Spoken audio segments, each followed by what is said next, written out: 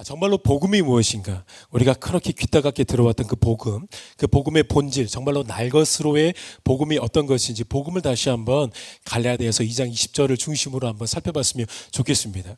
여러분, 죄의 싹은 무엇입니까? 사망이죠. 사망은 죽음이에요. 그러니까 죽음은 어디서부터 찾아온 겁니까? 죄로 인해서 찾아온 거예요. 그러면 죄가 없으면 사망이 있을 수가 있을까요? 없을까요? 없죠. 성경 말씀은 말하잖아요. 죄의 싹은, 죄의 결과가 사망이라고. 죄가 찾아오지 않았다면 우리에게 사망과 죽음은 찾아오지 않았을 겁니다. 죽지도 않았을 거예요. 사망하지 않았을 거란 말입니다. 자, 여러분 질문 한번 해보시죠. 유연아, 앞으로 나. 유연이가 이제 고3 올라가잖아요. 오늘은 유연이가 오늘 설교의 중심이 되어줘야 되겠네. 이제 유연이가 예수님 역할을 하는 겁니다. 여러분 보세요. 아니 하지 말고. 여러분, 예수님은 죄가 있으신가요? 없으신가요? 없어요. 유연이는 죄가 있어 보여요? 없어 보여요? 없어 보여요? 그러니까 죄 덩어리겠죠. 그런데 예수님은 죄가 있어요? 없어요? 없어요. 예수님은요, 그래서 죄 없는 원죄의 영향력 밖에 동정녀로 탄생하셨기 때문에 예수님은요, 육신을 입고 오셨지만 죄는 없으십니다. 여러분, 이 사실을 믿으시죠? 그런데 그러면 예수님은 죄가 없으시니까 사망, 죽을 수 있나요? 없나요? 잘 따라하고 계시나요? 아까 전에 죄의 싹이 뭐라 그랬어요? 사망이라 그랬잖아요. 예수님 죄 있어요? 없어요? 없잖아요. 그러면 예수님은 죽을 수 있는 존재예요? 없는 존재예요? 없잖아요. 왜냐하면 예수님은 죄가 없는 거룩한 존재로 동정녀 탄생하셨잖아요. 여러분 이 사실 믿으신다고 여러분들이 아멘 하셨잖아요. 자, 근데 예수님은 2000년 전에 죽으셨나요? 안 죽으셨나요? 죽으셨죠. 예수님 죽으셨나요? 네, 예수님은 죽으셨다고 예수님이 말씀하시잖아요. 예수님은 실제로 물리적으로, 의학적으로, 생체학적으로 죽음을 맞이하셨습니다. 여러분 그러면 잘 한번 생각 좀 하면서 따라와 보세요. 생각 좀 하면서. 예수님은 죄가 없으신데 예수님이 왜 죽으셔야만 했을까요? 아니 죄가 없으신 동정녀 탄생하신 그 주님께서 어떻게 죽음을 맞이할 수 있겠냐는 거예요. 이게 말이 되는 소리예요? 죄가 없으신 그 거룩하신 분이 죽음을 맞이하셨다는 거. 그 죽음은요, 어떤 픽션 소설이 아니었어요. 어떤 허상이 아니었단 말입니다. 실제로 찾아온 죽음이었잖아요. 그렇게 예수님은 죽으셨어요. 어떻게 죽을 수가 있었을까요? 예수님이 죽었다라는 것을 통해서 우리는 무엇을 알 수 있을까요? 죽음은 어디서부터 비롯된 건가요? 죄. 자, 이 죄가 있는데 예수님과 관계가 없었던 죄덩어리가 있는데 이 죄덩어리가 예수님과 딱 붙어버리면 예수님은 어떻게 될까요? 죽는 거죠. 왜냐하면 예수님과 죄가 한 몸이 되었기 때문에. 조금 부담되시? 아니요. 괜찮아. 이거 어차피 오늘이 마지막이잖아. 이제 대학부 올라가면 이제 장효준 목사님이 이렇게 할 거 아니야. 죄덩어리인 그 죄인이 예수님이랑 연합이 되면 예수님이 죽을 수가 있는 겁니다. 이사야서 53장을 이렇게 말씀하죠. 말씀 한번 띄워주세요. 이사야서 53장. 자, 같이 한번 읽어보겠습니다. 시작. 우리는 다 양 같아서 그릇 행하여 각기 제 길로 갔거늘 여호와께서는 우리 모두의 죄악을 그에게 담당시키셨도다. 아멘. 예수님이 오시기도 전에 예수님을 예표하면서 예수님에게 우리의 죄를 다 담당시키셨대요. 그러니까 예수님이 죽으신 거는 예수님은 죄가 있으셨기 때문에 죽으신 거예요. 그런데 예수님의 죄는 예수님의 죄가 아니라 누구의 죄요? 우리의 죄. 저와 여러분의 죄. 여러분 진짜 잘 들으세요. 오늘 얼마 안 하잖아요. 설교 얼마 안 하잖아요. 정말 중요한 복음을 말씀드릴 테니까 잘 들으세요. 누구의 죄요? 저와 여러분의 그 사망과 죄가 예수님과 연합이 되어버렸어요. 예수님이 그 죄를 삼킨 바 되어버렸어요. 그래서 예수님이 실제로 어떻게 되셨어요? 죽음을 맞이하셨습니다. 그래서 예수님은 죽음으로 가셨습니다. 죽음의 현장으로 가셨어요. 예수님이 죽으시고 난 다음에 며칠 동안 무덤에 계셨죠? 3일, 사흘 만에 무덤에서 부활하셨죠. 여러분 잘 한번 생각해 보세요. 무덤은 말 그대로 감옥이에요. 감옥은 어떤 누구를 이렇게 사로잡고 있는 건가요? 죄를 지은 사람, 제가 만약에 살인죄를 지은 사람이에요. 그래서 20년의 형기를 채워야만 합니다. 그래서 감옥에 딱 갇히는 순간 20년이 차기까지 저는 감옥에서 나올 수가 있습니까? 없습니까? 없습니다. 10년 지나도 이거 어느 정도 반 채웠으니까 감옥에서 나올 수 있어요? 없어요? 없어요. 19년 11개월 채웠다고 해서 감옥이 내보내줍니까? 안 보내줍니까? 안 보내줘요. 그런데 20년이 딱 채워지는 그 순간 감옥은 저를 밀어내버립니다. 감옥은 저를 가둬놓을 수가 없어요. 왜냐하면 감옥은요, 그것밖에 못해요. 감옥은 죄인을 죄값을 치르는 그 형태까지밖에 할 수밖에 없는 거예요. 이게 감옥, 무덤, 사망이 가지고 있는 한계란 말입니다. 그래서 만약에 이 모든 죄값을 다 해결했다, 그러면 감옥, 사망, 무덤은요, 그 죄인이 다 해결되었기 때문에 내보내버립니다. 내보내버리는 거예요. 잘 생각해 보세요. 예수님이 이제 무덤에 계셨어요. 무덤은 곧 사망의 감옥입니다. 저주의 감옥입니다. 예수님이 죽음을 감당하시고 죄의 옷을 입고 죽으셨고 3일 만에 부활하셨어요.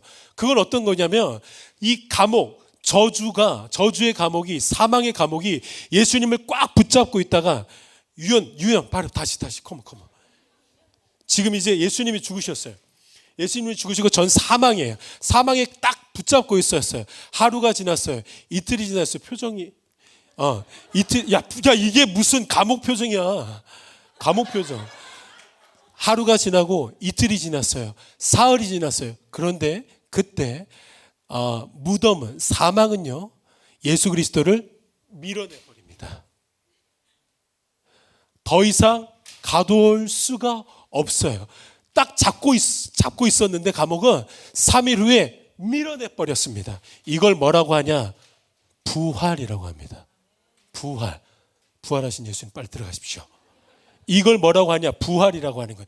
여러분, 부활을 잘 기억하시기 바랍니다. 부활은 그냥 내 아들 독생자 예수가 너무나도 안쓰럽고 긍휼한 마음이 막 폭포수처럼 올라와가지고 하나의 이벤트를 짠하게 선물해 줘야 되겠다, 이런 차원이 아니에요.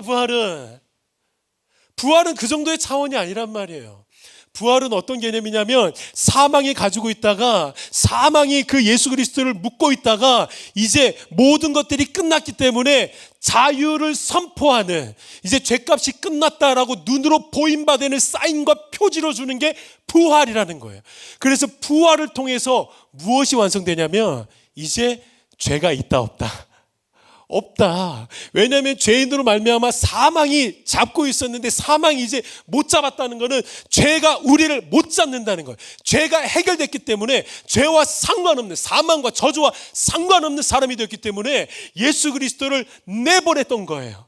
그게 부활이라고 말하는 겁니다. 잘 다시 한번 생각해 보세요. 예수님은 죄가 없으신데 불구하고 죄를 입고 죽으셨어요. 그 죄가 누구의 죄라고요? 저와 여러분의 죄. 자, 그런데 저와 여러분의 죄를 입으시고 죽으시고 무덤에 사로잡히셨던 예수님이요, 3일 만에 무덤이 보내버렸어요. 사망이 보내버려서 부활하셨어요. 그러면 이제 예수님은 죄가 있으세요? 없으세요? 없으시잖아요. 이제 사망이 못 잡는 상태가 됐잖아요. 그 상태가 바로 저와 여러분의 상태라는 거예요. 여러분, 이 사실을 믿으세요? 그 상태가 저와 여러분의 상태라는 거예요. 사망이, 저주가 이제 저와 여러분을 못 잡아요. 잡을 수가 없다니까요. 그래서 예수님이 부활하셨잖아요. 그래서 로마서 3장 말씀 띄워주세요. 로마서 3장 말씀. 자, 같이 한번 읽어볼게요. 시작. 예수는 우리가 범죄한 것 때문에 내줌이 되고 또한 우리를 의롭다 하시기 위하여 뭐 하셨대요?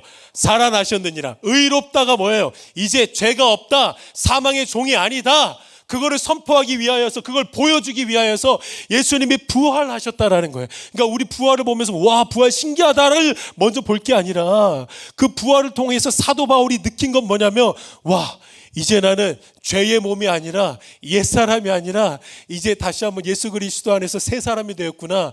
그거를 눈으로 보게 하는 게 바로 부활인 줄로 믿습니다. 여러분, 이게 복음입니다.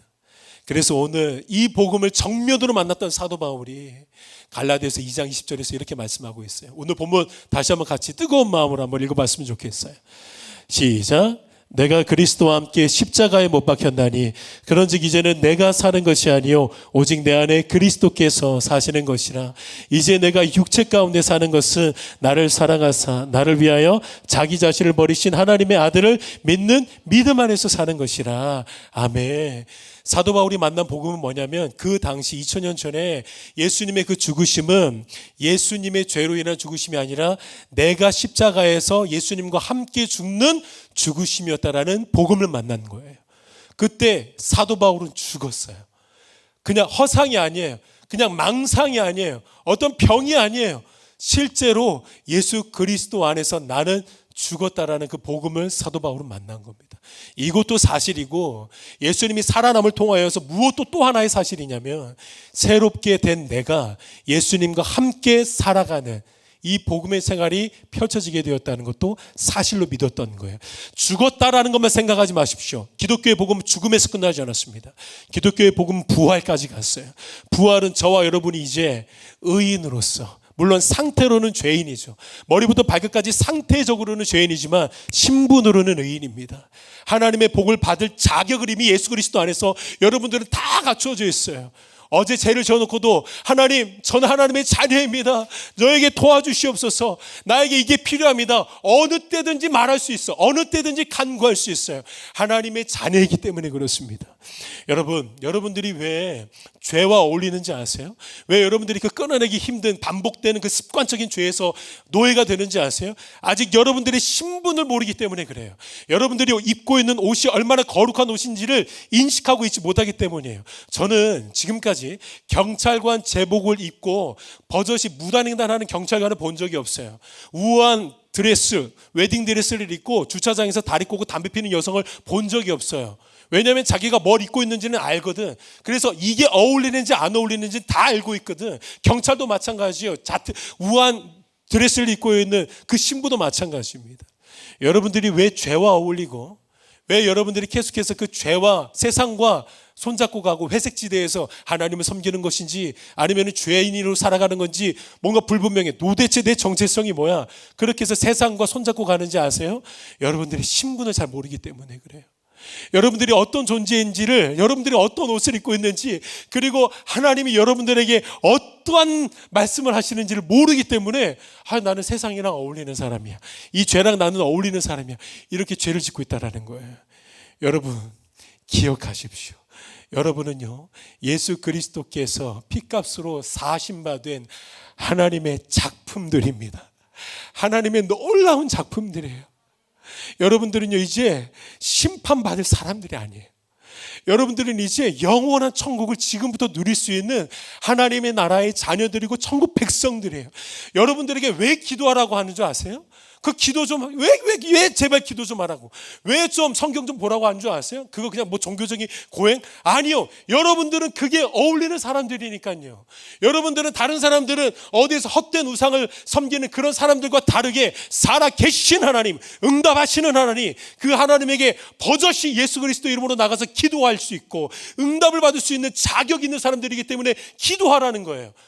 그러니까 기도를 안 하는 것처럼 멍청한 게 어디 있어요? 이미 자격이 있는데, 보증 수표가 있는데 그거 안 하는 사람이 바보지. 하나님의 말씀을 왜 읽으라고 하는 줄 아세요? 여러분 안에 성령 하나님이 계시잖아요. 깨달을 수 있는 지혜가 성령으로 말미암아 있어요. 다른 사람들은 아무리 읽어도 깨닫지 못하는데 여러분들 안에는 성령님이 계시기 때문에 뭔가 어려운 것 같은데 이미 여러분들 삶 가운데에 깨달아지는 지혜가 차곡차곡 쌓이고 있단 말이에요. 여러분들이 어떤 존재인지 절대로 잊지 마십시오. 여러분들은 하나님의 존귀한 작품입니다. 예수 그리스도 짜리들의 인생들인 줄로 믿습니다. 학교에서 땡땡이 치던 사람, 방탕하게 살던 사람 잡아가지고 학교 다시 데리고 왔어요. 그 학교 데리고 와가지고 공부시키는 거 당연한 거 아닙니까? 여러분, 우리 하나님 법 떠나서 내 가치관, 세상의 가치관 가지고 살아가다가 하나님이 예수 그리스도를 통하여서 구원하셨어요. 하나님의 법대로 살아가는 거 당연한 거 아니에요? 기도하는 거 당연한 거 아니에요? 말씀을 묵상하는 거, 찬양하는 거 당연한 거 아니에요? 성도 안에서 교제하는 거 당연한 거 아니에요? 섬기는 것도 당연한 거 아닙니까? 저는 우리 친구들 사역팀에 좀 많이 지원했으면 좋겠어요. 목사님이 2026년도 정말로 그토록 간절히 바라는 소원, 사역팀에 많이 지원해서 사역팀 안에 있는 그 영적인 아름다운 분위기가 모든 사람들에게 다 흘러갔으면 좋겠습니다. 그런 은혜가 우리 고등부 가운데 있게 될 줄로 믿습니다. 기도하겠습니다.